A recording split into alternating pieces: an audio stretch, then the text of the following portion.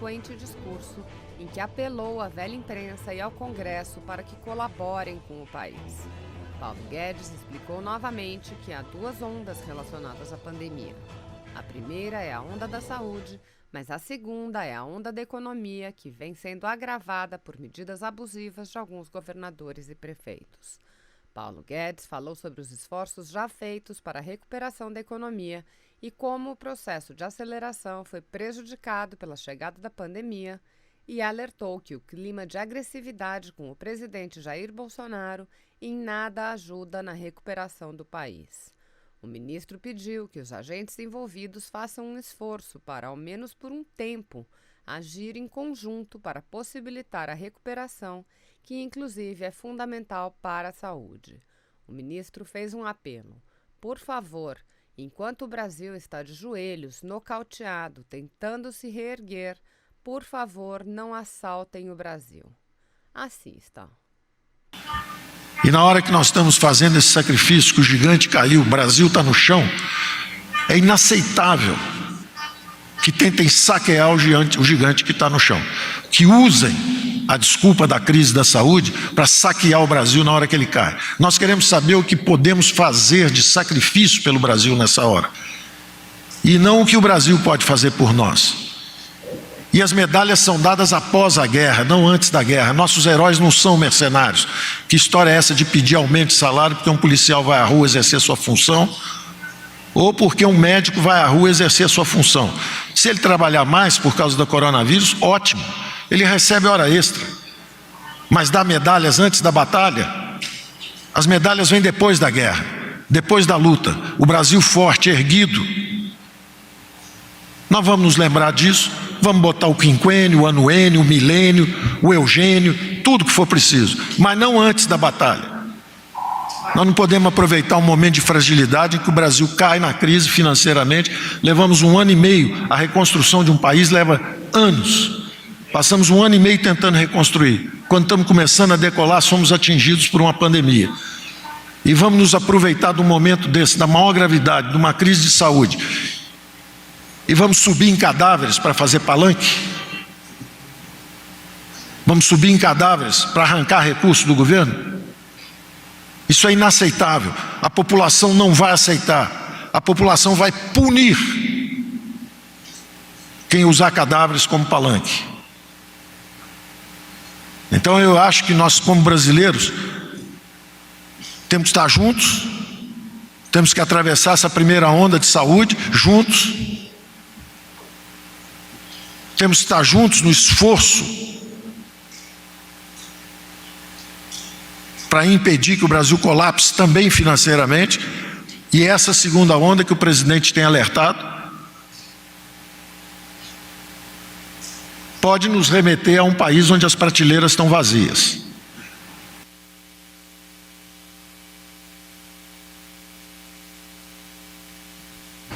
Boa tarde a todos. Não há o que celebrar em meio aos efeitos dessa pandemia. As vidas dos brasileiros em risco, a economia também sob ameaça. Uma imagem importante a respeito do problema atual e que o presidente tinha alertado, que eram duas ondas. A primeira onda era da saúde e nós estamos sob o impacto dessa onda. Estamos tentando furar isso. Há regiões que estão afogadas por essa onda, mas nós estamos tentando atravessar isso. Lançamos as nossas camadas de proteção social. E a segunda onda que o presidente sempre alertou, que é a onda da economia. E uma bela imagem sobre o drama que estamos vivendo é exatamente a de um pássaro que, para voar, precisa bater as duas asas. Enquanto o problema da economia, da saúde não estiver equacionado, nós não conseguimos voar com essa asa quebrada. E da mesma forma, sem uma economia funcionando, também não vamos decolar. Então nós precisamos bater as duas asas. O Brasil vai voar quando ele conseguir bater as duas asas. E essas duas ondas, ou essas duas asas, não estão sincronizadas. A primeira onda que se abateu sobre nós, a primeira asa que foi ferida, foi a da saúde.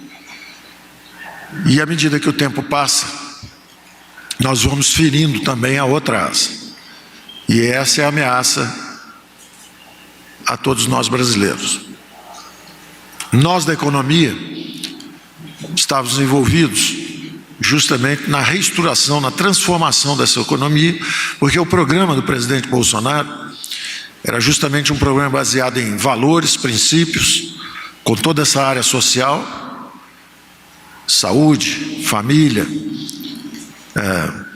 uma aliança de centro-direita, uma aliança política de centro-direita, após décadas de alianças políticas de centro-esquerda, e uma vontade hercúlea de transformar o Estado brasileiro, porque o Estado dirigista corrompeu a política brasileira e estagnou a economia brasileira. Então, nós nos afastamos do caminho da prosperidade.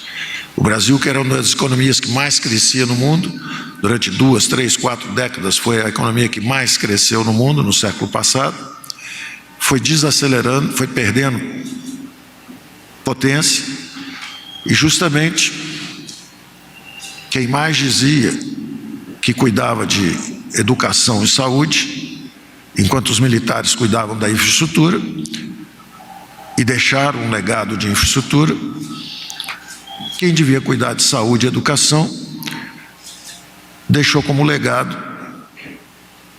as últimas colocações nos exames PISA, ou seja, 30 anos cuidando da educação brasileira, a educação brasileira piorou bastante.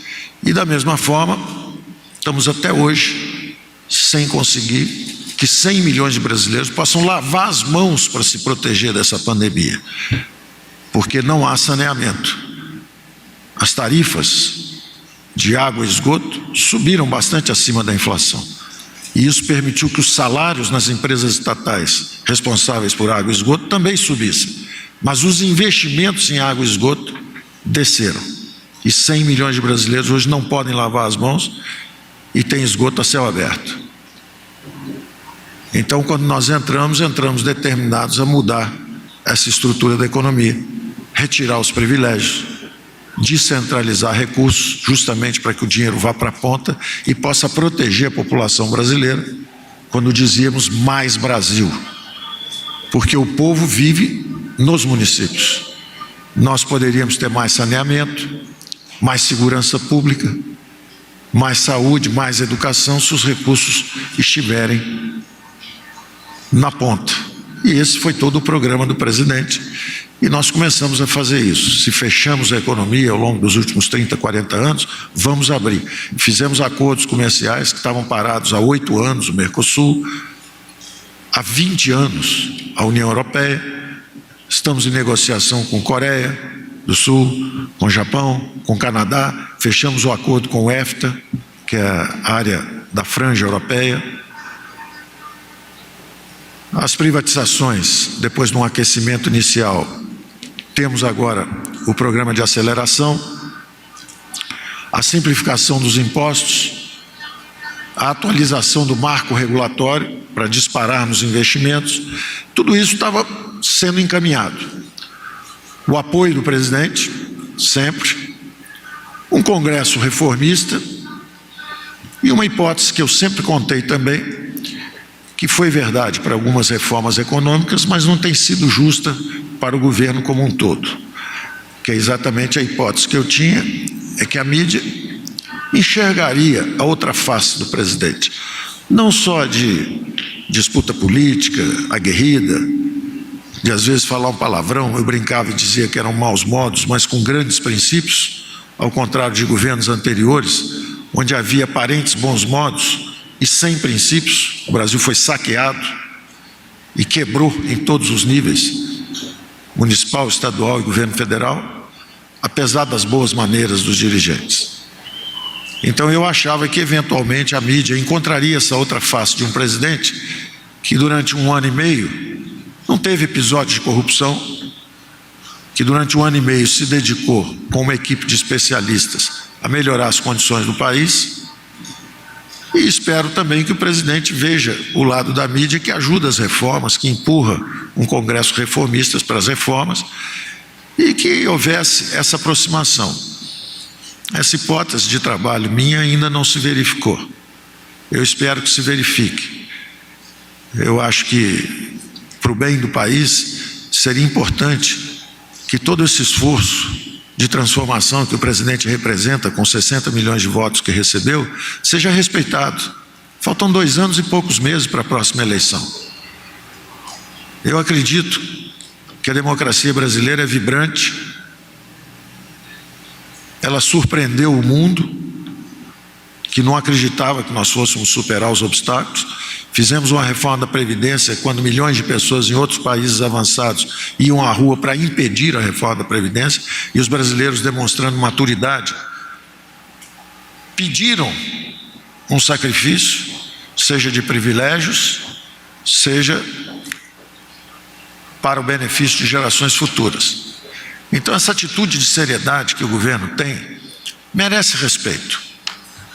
Merece respeito. Da mesma forma que nós temos também, evidentemente, que respeitar, e respeitamos a liberdade de expressão e esse quarto poder, que é a mídia, e cujas responsabilidades foram aqui também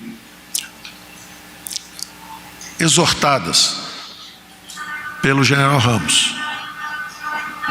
Mostremos as verdades dos números, proporcionalmente o que está acontecendo. Vamos considerar com respeito, como bons democratas, os 2 ângulos da questão. O isolamento social protege vidas, no sentido de que nós nos afastamos um do outro, mas o isolamento econômico ameaça vidas brevemente, porque se do ponto de vista de proteção da saúde nós temos que estar um pouco afastados, do ponto de vista da economia nós temos que estar absolutamente de mãos dadas. É um organismo vivo, e da mesma forma que nós temos o coronavírus, lutamos numa guerra contra esse organismo vivo que ameaça nossas vidas biológicas, a nossa vida econômica, a nossa vida social e a nossa vida política é ameaçada de desorganização se nós soltarmos as mãos uns dos outros. Essa camada civilizatória que permite que cada um de nós possa comer todo dia, porque a super safra vem, flui através de estradas desimpedidas, chega nos supermercados e chega às nossas casas. Nós temos que manter esses sinais vitais pulsando, sob riscos de desorganização e colapso econômico e social logo à frente. Quando o presidente chamou a atenção disso, a interpretação, em vez de ser uma interpretação construtiva, ela é sempre antagônica. Falar da importância da economia não é falar mal da importância da saúde e da vida. Então, preservar as vidas e preservar os empregos, desde o início o presidente se manifestou e criou esse lema muito típico entre os militares: ninguém vai ser deixado para trás, não vamos deixar ninguém para trás. Imediatamente interrompemos as reformas estruturantes e nos lançamos às medidas emergenciais. As medidas emergenciais começaram primeiro, logo no dia 11 de março, quando a OMS declarou a pandemia mundial. Nós começamos a liberar primeiro 200 bilhões de empréstimos compulsórios, logo depois 100 bilhões pela Caixa Econômica Federal, mais 50 bilhões pelo BNDES. Eram medidas infraconstitucionais, antecipação de benefícios, proteger primeiro os mais vulneráveis, os idosos, antecipação de benefícios de aposentados e pensionistas. Eram 46 bilhões que nós trouxemos justamente para os próximos meses. Incluímos 1.200.000 famílias no Bolsa Família, isso aí já eram 50 bilhões de reais. Então, 200 bilhões de compulsório, mais 150 bilhões de empréstimo de Caixa Econômica e BNDES, eram 350 bilhões de reais, mais 50 bilhões de antecipação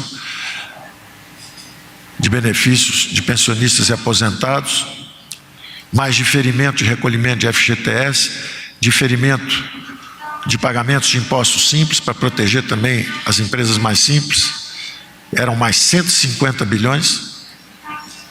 Então, 500 bilhões de reais liberados antes de se abrir um espaço constitucional. Eram todas atitudes infraconstitucionais antes de termos o espaço de reação sem ferir a lei de responsabilidade fiscal. Uma vez autorizado isso, imediatamente soltamos 120 bilhões do programa de auxílio emergencial, primeiro aos informais, estendido também à Bolsa Família e agora generalizado. São 60 milhões de brasileiros que eram invisíveis, nunca pediram nada ao Estado e de repente o Estado se lembrou de que eles não podem ser abandonados. É a faxineira, era o jovem ou o idoso que vendia bala nos sinais, era quem vendia um refrigerante na praia, é o chofer de táxi que ficou do dia para a noite sem capacidade de ganhar a sua própria vida, e nós estendemos, então, já está em torno de 120 bilhões e possivelmente subindo, de auxílio aos informais. Logo depois, mais 51 bilhões de suplementação salarial, um programa que está sendo elogiado no mundo inteiro como um dos programas de melhor resultado, e está sendo agora avaliado dentro da Câmara, e com possibilidades de que se cause danos a uma das mais efetivas ferramentas para a preservação de empregos. Para as pessoas avaliarem, os americanos, nas últimas 5 semanas, demitiram 26 milhões de pessoas. E o Brasil perdeu menos de 1 milhão de empregos e preservou, registrados, 7 milhões e meio de empregos com esse programa nosso. Pois bem, esse programa está agora lá no Congresso sofrendo ajustes para que sindicatos aumentem sua arrecadação no momento em que o Brasil cai. E não é só isso. Estamos da mesma forma agora estendendo, além desses 100 bilhões para proteção de emprego, que foram 51 para esse programa de suplementação salarial. Se a empresa não pode pagar, nós pagamos um pedaço. Pode renegociar o salário, se ele cair, nós pagamos um pedaço desse salário que foi renegociado para baixo. E além disso, para pagar a outra parte, se a empresa está com dificuldade, nós damos o capital de giro, são mais 40 bilhões. Então são quase 100 bilhões para preservação de emprego, mais de 100 bilhões para auxílio emergencial, mais de 130 bilhões para estados e municípios, fora 50 bilhões que já haviam sido direto, transferência fundo a fundo, mesmo do governo federal com problemas e perdendo receita, garantimos o repasse, 16 bilhões de repasse nos fundos de participação para estados e municípios, mais 8 bilhões diretos de transferência fundo a fundo, Fundo Nacional de Saúde para estados e municípios, mais 2 bilhões de auxílio direto no Sistema Único de Assistência Social, mais 20 bilhões de securitização, mais 37 bilhões de perdão de juros e principal, não perdão, mas rolagem. E na hora que nós estamos fazendo esse sacrifício, que o gigante caiu, o Brasil está no chão, é inaceitável que tentem saquear o gigante que está no chão, que usem a desculpa da crise da saúde para saquear o Brasil na hora que ele cai. Nós queremos saber o que podemos fazer de sacrifício pelo Brasil nessa hora, e não o que o Brasil pode fazer por nós. E as medalhas são dadas após a guerra, não antes da guerra. Nossos heróis não são mercenários. Que história é essa de pedir aumento de salário porque um policial vai à rua exercer sua função, ou porque um médico vai à rua exercer sua função? Se ele trabalhar mais por causa do coronavírus, ótimo, ele recebe hora extra. Mas dá medalhas antes da batalha? As medalhas vêm depois da guerra, depois da luta. O Brasil forte, erguido.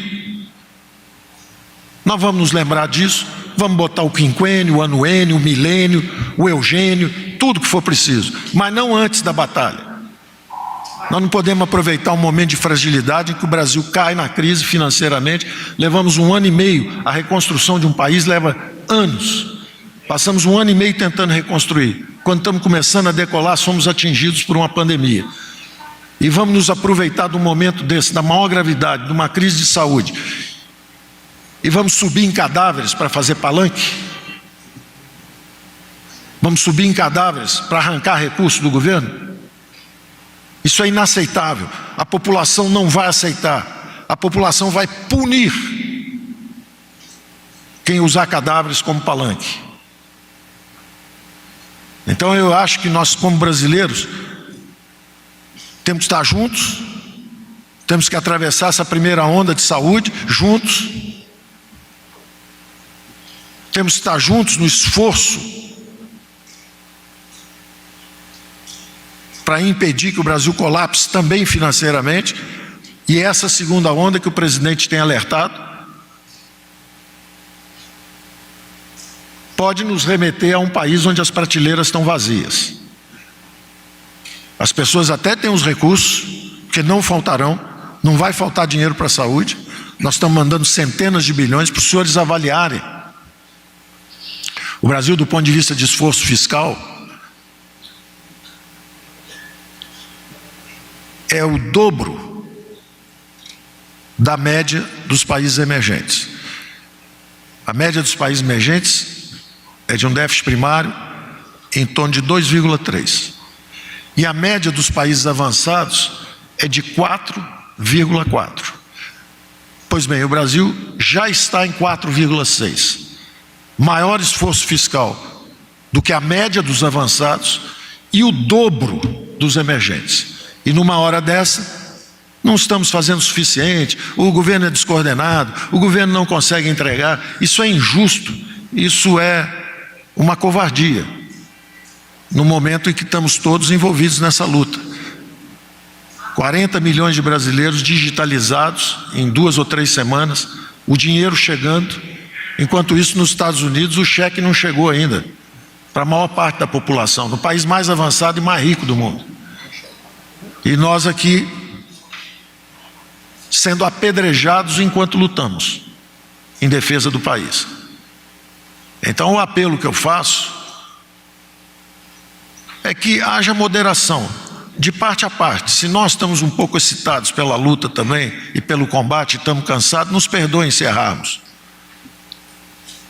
Agora pensem também no que está acontecendo do lado de cá.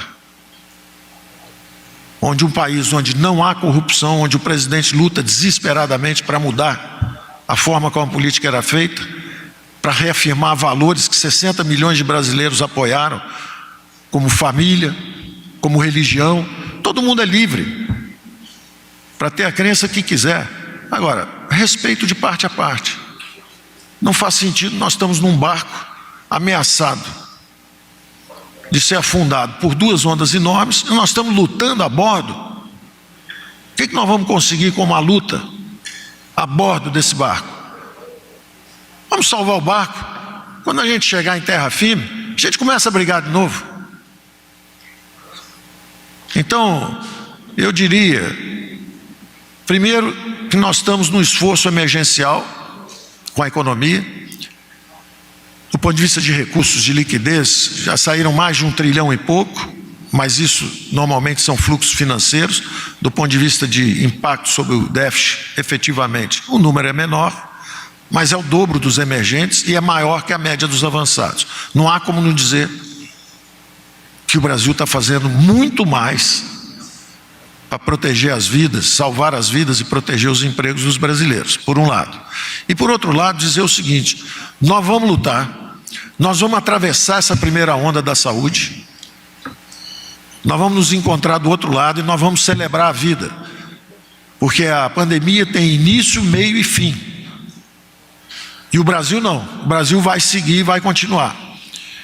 E a nossa economia é uma das poucas que tem condição de fazer um V, de bater no fundo e voltar. Quando nós conversamos, e conversamos diariamente com as empresas, nós sabemos que o setor de construção civil tem 55 mil pessoas trabalhando, recebendo protocolos de como trabalhar, máscara, distanciamento durante o período de trabalho, informação, e o resultado são menos de 100 mortes, são 100 em estado grave e 10 mortes, com 55 mil pessoas trabalhando. O que significa que, se houver um protocolo eficiente, esse trabalhador, às vezes com pouca informação, às vezes vivendo 5, 6, 7 pessoas num pequeno espaço confinado, a probabilidade da infecção ali é maior do que se ele estiver no trabalho bem cuidado e bem informado e sendo testado, porque é teste e tratamento. Teste e tratamento. Testou, tá bom, segue trabalhando. Testou, tá ruim, tratamento. Então, no setor de construção civil, são 55 mil funcionando assim. Quando nós conversamos, por exemplo, com a aciaria, que é o outro extremo, é alta intensidade de capital, pouco trabalhador, e eu perguntava sempre, como é que está o autoforno? Já desligamos 6. E quando é que volta a derramar aço se ligar hoje? 30, 40 dias. Aí esses empresários vêm a Brasília para nos avisar que, se ficarmos fechados muito mais tempo, o autoforno esfria realmente, e quando você ligar de novo, ele só pega daí a 8 meses, 9 meses, 1 ano. Quando eles vêm nos avisar isso, da possibilidade de agravamento e colapso, o presidente, na mesma hora, sabendo da limitação dos seus próprios poderes, porque vivemos numa democracia, pede que essa informação seja levada ao Supremo Tribunal Federal. Porque o Supremo Tribunal Federal diz o seguinte: não é o presidente que decide isso, quem decide isso é o governo estadual e o prefeito. Na hora que o presidente leva essa informação lá, a interpretação, estão pressionando o Supremo. Não tem ninguém pressionando o Supremo. Consultou antes disso? Consultou, ligou para lá, perguntou, podemos ir aí? Temos informações importantes que nós gostaríamos de compartilhar. Aí vira a marcha da morte, em vez da marcha da vida. Então, esse tipo de interpretação não ajuda nada, não ajuda nada, cria uma confusão danada, entendeu? Eu reconheço que nós também, às vezes, não ajudamos. Eu mesmo saio de mídia, porque estamos trabalhando de manhã, de tarde, de noite, de manhã, de tarde, de noite. Se esclarecêssemos, conversássemos mais, podia estar muito melhor a informação, fluindo de parte a parte. Mas se você dá uma informação, vem 2 pedras, você dá uma informação, vem 2 pedras, você não perde tempo dando a informação, você vai trabalhar e mergulha. Então eu acho que está na hora, já passou da hora de nós fazermos um experimento. Vamos ficar sem jogar pedra um no outro 10 dias. Vamos ver o que acontece com o país.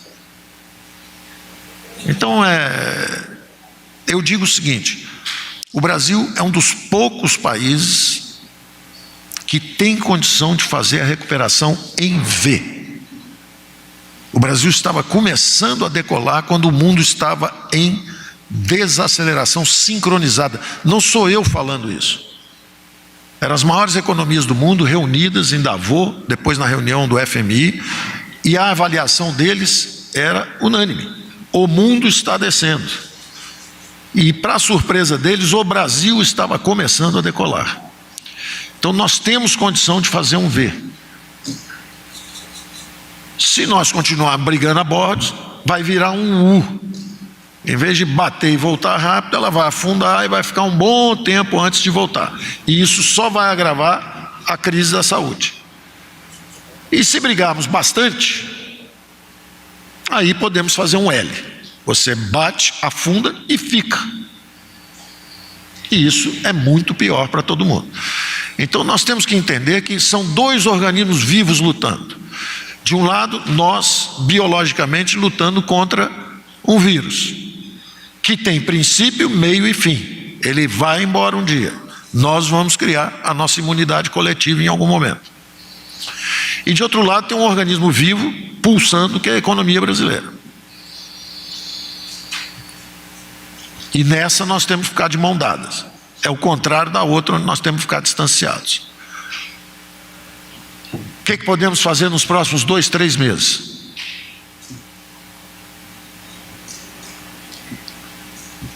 enquanto combatemos, através dessas medidas emergenciais, o problema do desemprego e da queda. Ela cai, pode voltar em V, pode voltar lentamente em U e pode ficar lá embaixo. Nós não vamos deixar ficar lá embaixo. Nós vamos aprovar, vamos disparar duas ondas. Uma de produção e emprego e outra de investimentos.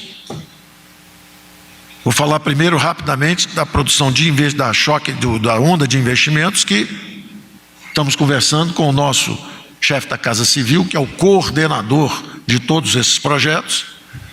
Estamos trabalhando nisso juntos e sabemos que, ao contrário das maiores economias do mundo, e isso está nos dados. Por exemplo, o Brasil recebeu mais investimentos nesse primeiro trimestre, investimentos diretos de fora, do que recebeu no ano passado. Então, que história é essa que o capital está indo embora, que não quer ficar no Brasil, que não há crença e confiança no nosso governo? Nós tivemos mais investimento no primeiro trimestre desse ano do que no primeiro trimestre do ano passado. O Brasil é a única economia do mundo que está aumentando as exportações. O que era uma maldição virou uma bênção. Foi uma maldição ficar 20, 25 anos fora da integração às cadeias produtivas globais. Nós estávamos dormindo enquanto o mundo estava se integrando e avançando.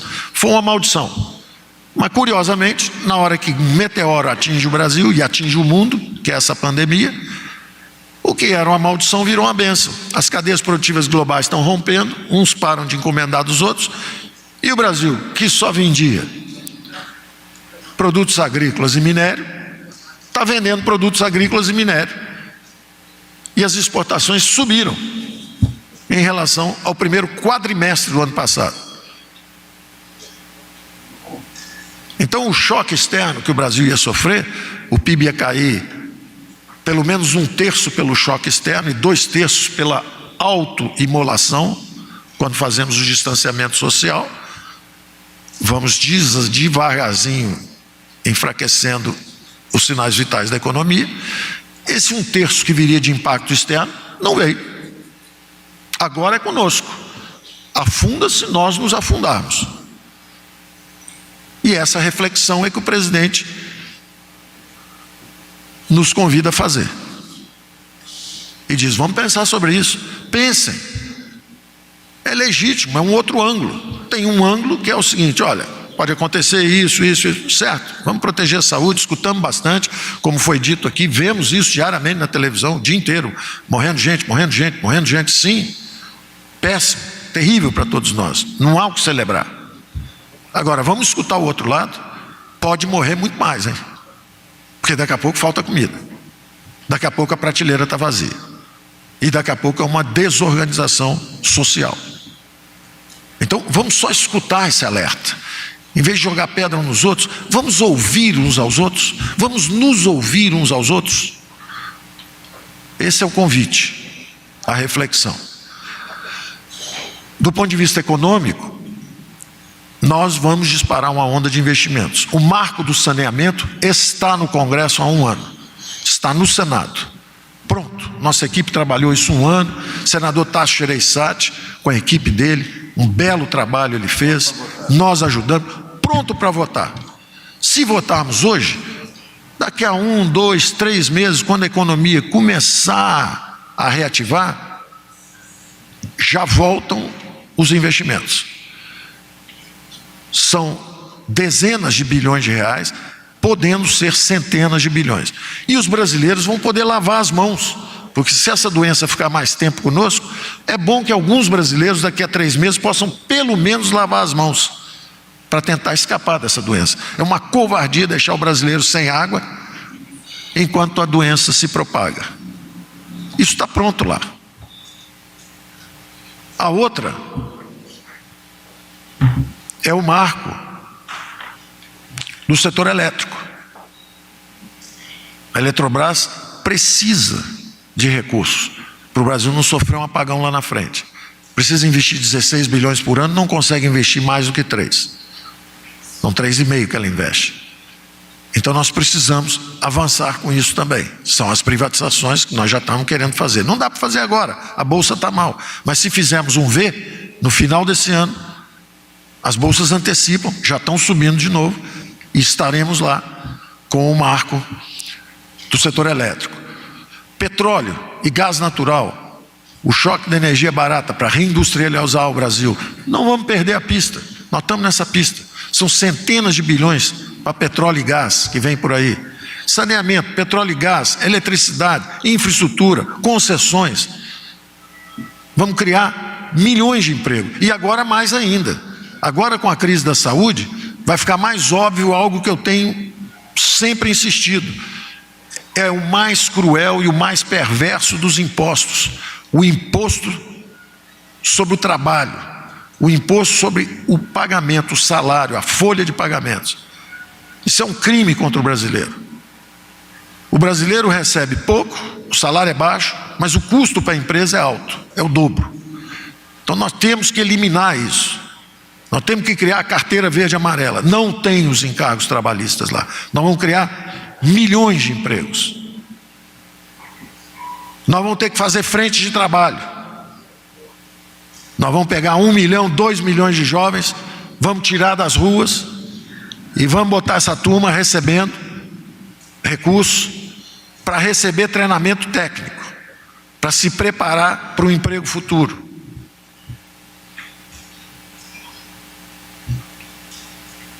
Nós vamos seguir com a nossa reforma tributária, para criar um bom ambiente de negócio, para trazer investimentos para o Brasil. Não é porque nós fomos nocauteados, caímos, estamos no meio da confusão e do incêndio, que nós vamos perder o rumo. Nós estamos com a bússola na mão, nós sabemos onde é o norte. E nós vamos voltar para o norte. E nós vamos vencer a Segunda Guerra também. Nós vamos atravessar essa primeira onda da saúde, juntos, brigando menos. E nós vamos atravessar a segunda onda também, que é essa econômica. Então eu quero que saibam que nós estamos trabalhando, que há uma determinação. O presidente é um homem determinado. É um homem determinado. Vocês estão assistindo a mais um episódio agora, que nós derrubamos as 3 grandes despesas. Primeiro era os privilégios da Previdência, segundo era o paraíso dos rentistas, todo mundo vivendo de renda, os juros desabaram, pagávamos aí 400 bilhões todo ano, agora está abaixo de 260, 250. Estamos economizando esse dinheiro, que antes era para rentistas e agora está à disposição justamente da área social. Eu digo sempre à ministra Damares, um pouquinho de dinheiro assim faz um trabalho gigantesco. Enquanto isso nós pagamos centenas de bilhões em pagamento de juros por incapacidade de controlar nossas próprias despesas. Então precisamos agora, nesse momento, eu estou pedindo apoio agora, nesse momento, precisamos da contribuição do funcionalismo público. Dezenas de milhões de brasileiros estão sendo demitidos, milhares de empresas estão fechando. Só estamos pedindo uma contribuição. Isso vale para funcionalismo de prefeitos, governadores, prefeituras, estados e municípios, né? Municípios, estados e governo federal. Estamos pedindo o apoio dos prefeitos, dos governadores, e da Câmara e do Senado. Não queremos tirar nada de ninguém. O presidente disse, não houve planos de cortar 20% dos salários, teve gente na Câmara estudando isso. Nós sempre tivemos a mesma posição. Não vamos tirar nada de ninguém. Só vamos pedir uma contribuição. Por favor, enquanto o Brasil está de joelhos, nocauteado, tentando se reerguer, por favor, não assaltem o Brasil. Não transformem num ano eleitoral, onde é importante tirar o máximo possível do gigante que foi abatido. Deixa ele levantar. Não permitam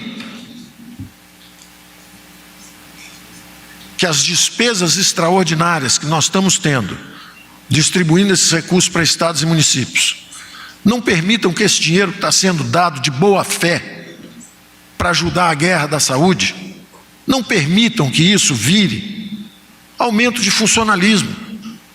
Porque se acontecer isso, o que era uma despesa transitória de uma guerra na saúde que tem princípio, meio e fim, virou um aumento permanente de despesas. E aí o que vai acontecer? Imediatamente, na hora em que essas despesas sobem, o mundo e os brasileiros, olhando para o Brasil, vão dizer o seguinte: abriu a porteira, os juros agora vão começar a sair, porque o governo está de joelho de novo, quebrado, precisando de empréstimo. Volta o paraíso dos rentistas, sobem os juros, desaparecem bilhões, centenas de bilhões rapidamente. Nós tivemos um pequeno ensaio disso há 2 ou 3 semanas atrás, quando falamos que íamos sair do buraco cavando mais fundo. Vamos fazer um PAC mais fundo. O PAC quebrou o Brasil, o PAC da Dilma. Então vamos fazer um PAC mais fundo, vamos furar mais um pouco para ver o que a gente faz. Evidentemente não foi isso que a Casa Civil falou, não foi isso que o presidente falou, não foi isso que o general Ramos falou. Mas a interpretação foi essa. Bastou essa interpretação, sumiram 120 bilhões em 2 ou 3 dias. Fora os 200 bilhões que foram destruídos de valor das companhias nas bolsas. Mas o mais importante, quando as taxas de juros começam a subir, num sinal claro de desconfiança na capacidade financeira do Brasil, o Brasil está de joelho de novo. Quando isso acontece, voltam as transferências de renda para os rentistas, transferências perversas de renda. Damares, me dá aqui o dinheiro dos índios, me dá aqui o dinheiro das crianças, me dá aqui o dinheiro dos pobres, porque nós temos que entregar para os rentistas, ou eles não vão financiar os nossos gastos. Então nós estamos dando adeus a esse mundo, nós estamos indo embora desse tempo, nós estamos criando um caminho da prosperidade novo. E nós sabemos onde é esse caminho. E não é o fato de terem nos derrubado que nós vamos perder a energia, a determinação e o senso de direção. Isso está sendo conversado agora. O presidente assumiu o compromisso publicamente que ia vetar esse aumento. Agora, o que adianta um presidente vetar, e ele me pergunta isso, se quando ele veta, o Congresso derruba o veto? É para que isso? É para impor uma derrota política ao governo? É para voltar ao caos dos juros altos? É para desorganizar a economia brasileira? É para transformar numa farra eleitoral um gesto de grandeza nosso de mandar recursos contra a guerra da saúde? Essa é a pergunta que está no ar. E essa pergunta agora envolve as próximas 2 semanas, que serão decisivas. O presidente, de um lado, exercendo o veto, e o Congresso de outro, não derrubando o veto, deixando que o dinheiro da saúde fique na saúde, em vez de virar aumento de funcionalismo ou farra eleitoral. Vão me criticar amanhã, está criticando as organizações, as instituições, está criticando o Congresso. Não é isso que eu estou fazendo. E aí volta o apelo do ministro Ramos. Eu estou dizendo uma coisa, vamos ver o que eu vou ler amanhã. Eu estou pedindo uma contribuição do funcionalismo público brasileiro. Eu estou pedindo ao Congresso que não vete, que não derrube o veto do presidente. Eu estou pedindo ao Congresso que faça o que eu acredito que nós somos: uma grande sociedade aberta, uma democracia dinâmica, onde os poderes vão demarcando seus territórios e atuando. A Câmara, generosamente, no caso da Previdência, fez alguns cortes, e não há problema nisso, eu nunca reclamei. Foi aprovada uma reforma da Previdência, onde a Câmara fez alguns cortes. Agora, os governadores fecharam um acordo de 90 bilhões, de repente volta uma proposta de 220 bilhões. É demais. Quebra a União. Nós não podemos garantir as receitas dos estados e se ficarmos em isolamento muito mais tempo. E se cair o ICMS, o ISS de 5 mil municípios também por muito mais tempo? Nós vamos quebrar a União? Como é que eu posso assinar um compromisso de ressarcir todo mundo por isso? Esquecem-se que nós também estamos perdendo as receitas.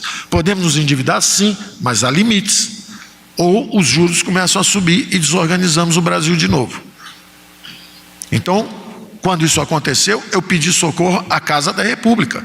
Eu fui ao Senado e pedi socorro. E o Senado ajudou e desenhou um projeto. E aí dizem que o próprio líder do governo foi lá e furou.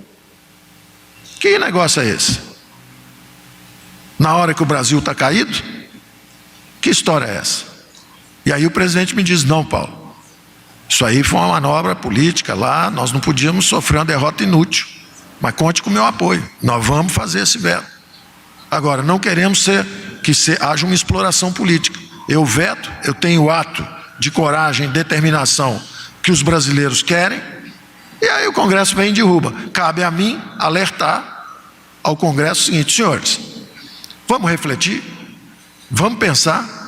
Se o presidente da Câmara quer cortar 25% os salários, por que não só manter constante? Trabalhe por isso, presidente Rodrigo Maia.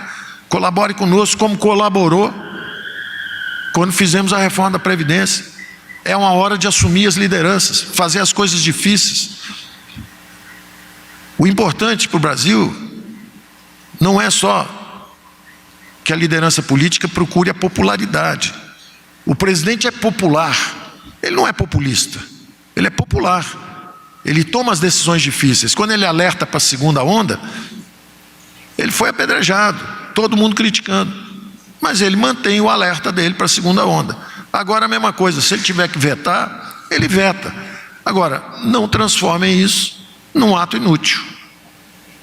Esse é o pedido que eu faço, de colaboração, de que nós sejamos bem interpretados. A democracia brasileira tem funcionado, os poderes demarcam seus territórios, o presidente não fez nenhum ato contra esse funcionamento. Quando um ministro do Supremo diz alguma coisa e pede a ele que não faça um movimento, ele respeita, alerta, diz: olha, acho que estão invadindo meu território, mas respeita. Então, e eu acredito nisso, e nós estamos aperfeiçoando as nossas instituições. A política já mudou, ela hoje é temática, ela hoje é quem é a favor da defesa, da vida e do patrimônio, podendo estar armado, quem é a favor da família, que a política nossa já é temática, não é mais tomar lá da cá, não tem nada disso. Tem um centro democrático se formando para apoiar politicamente o governo, é um centro democrático, ele é programático, ele não é fisiológico.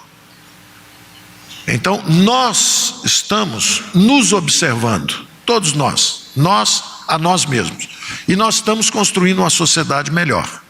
Eu quero acreditar nisso, peço aos senhores que nos ajudem nisso, tá certo? Muito obrigado. Se você apoia Jair Bolsonaro, curta este vídeo, manifeste a sua opinião e compartilhe para que a vontade do povo brasileiro seja conhecida. Inscreva-se no canal para ter acesso gratuito ao nosso conteúdo. Uma produção Folha Política.